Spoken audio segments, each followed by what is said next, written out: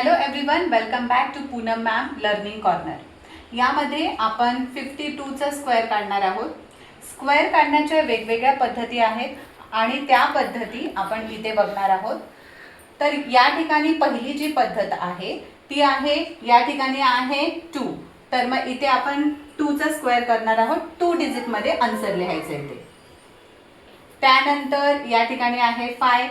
5चा square आपण केला तर किती येतं? 25. त्यानंतर ह्या तिघांचा मल्टिप्लाय करणार.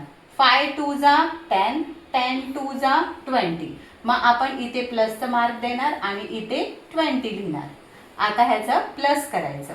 4 चा 4 असाच 0 7 2. म्हणजे 52चा स्क्वेअरचा आन्सर येणार आहे 2704. ही एक पद्धत आहे.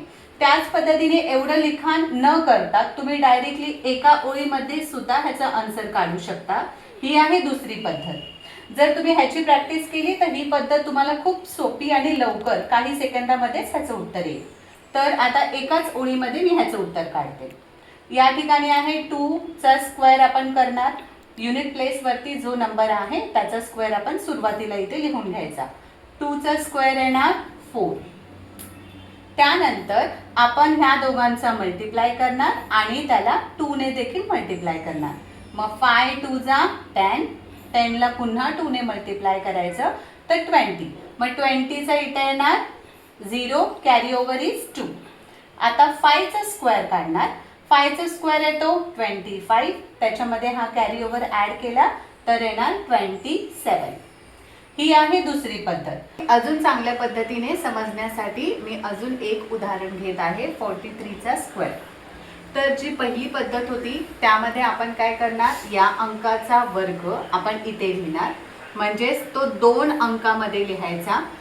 3चा वर्ग येतो 9 आणि तो आपल्याला 2 डिजिटमध्ये लिहायचा आहे म्हणून आपण 09 लिहिणार. आणि त्यानंतर हा आहे 4. 4चा स्क्वेअर आपण इथे लिहितो. 4चा स्क्वेअर असतो 16, तो आपण इथे लिहायचा.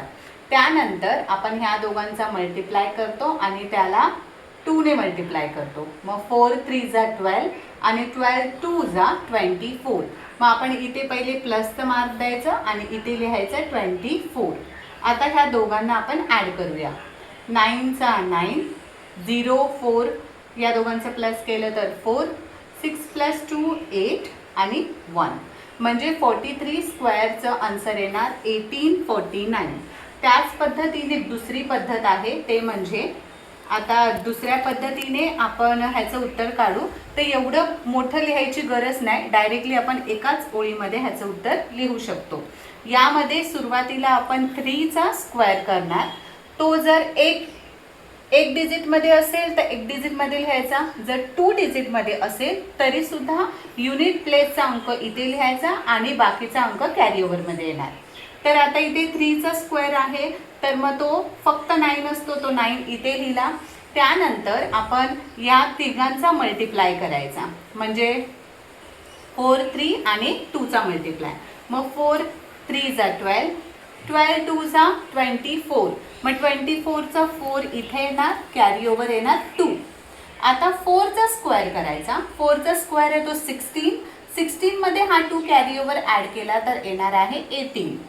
मग अशा आन्सर सेम आलं आणि एकाच ह्याच्यामध्ये तुमचं उत्तर आलं. अजून एक उदाहरण आपण घेऊया. कोणतं उदाहरण घेऊया? 37 घेऊया. 37चा स्क्वेअर. यामध्ये देखील आपण काय करणार, 7चा स्क्वेअर किती येतो? 49. त्यानंतर 3चा स्क्वेअर किती येतो? 9. आता यामध्ये ह्या दोघांचा मल्टिप्लाय आणि ह्याचा देखील मल्टिप्लाय. मग 3 7 जा 21 आणि 21 2 जा 42. मग इथे आपण काय करणार, 42 ॲड करायचे. मग इथे 9 6 आणि ह्यांचं ॲड केल्यावर किती येणार आहे? 13. म्हणजे 37चा स्क्वेअरचा आन्सर आलं 1369. ते जर आपल्याला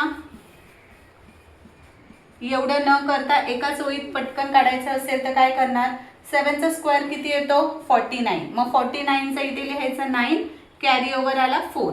आता नेक्स्ट स्टेप आपली काय असते, या दोघांचा मल्टिप्लाय आणि 2 ने त्याला मल्टिप्लाय करायचं. 3 7 किती येतात 21. 21ला 2ने मल्टिप्लाय केल्यावरती काय येणार आहे 42. मग 42 मध्ये हे 4 ॲड करा 46. मग 46 पुन्हा 2 डिजिट आलं तर 4 कॅरी ओव्हर 6 इथे. आता 3चा स्क्वेअर किती येतो 9. 9 मध्ये हा कॅरी ओव्हर ॲड करा तर येणार 13. आन्सर आपलं सेम आलं. मग अशा 2 पद्धती आहेत जी तुम्हाला सोपी वाटेल त्या पद्धतीचा उपयोग तुम्ही करू शकता.